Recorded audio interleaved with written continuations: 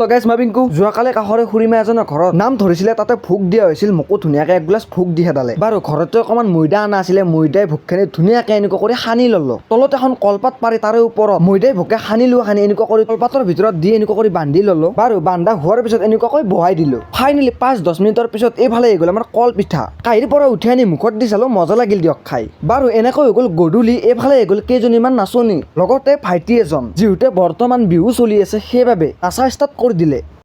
সৰু সৰু ভাইটি ভণ্টি বিহু চাই এতিয়া গৈ আছো বজাৰলৈকে এনেকৈ আহি পোনপ্ৰথমতে আহিলো এইখন দোকানলৈকে ৰিচাৰ্জ ভৰাব লগা আছিলে বাৰু ৰিচাৰ্জ ভৰাই তাৰ পিছত আহিলো গেলামাল দোকানলৈকে যিহেতু লাহে লাহে গৰম পৰিলে সেইবাবে এইফালে আনিছো এটা ধুনীয়া কেম্পা খোপা খুলি মুখত দি চালো এনেকুৱা এটা সোৱাদ লাগিল ন বুজাব নোৱাৰো বাৰু লগতে আনিছো এনেকুৱা এক পেকেট ভুজিয়া বহুত থাকে পেকেট খুলি মুখত দি চালো সঁচাই কৈছো বহুত বেছি মজা লাগিছিল খাই ঘূৰি ঘূৰি এনেকৈ আহি পালো ঘৰ মোৰ এটা চাৰ্জাৰৰ মূৰাটো লগা আছিল দাম লৈছে 100 টকা বহুত দিনলৈকে লাষ্টিং কৰিব বুলি কৈছে সেইবাবে আনিলো দিয়ক আজিৰ মিনি ভক্তজনে চাইছিলে বাই জয় আহোম।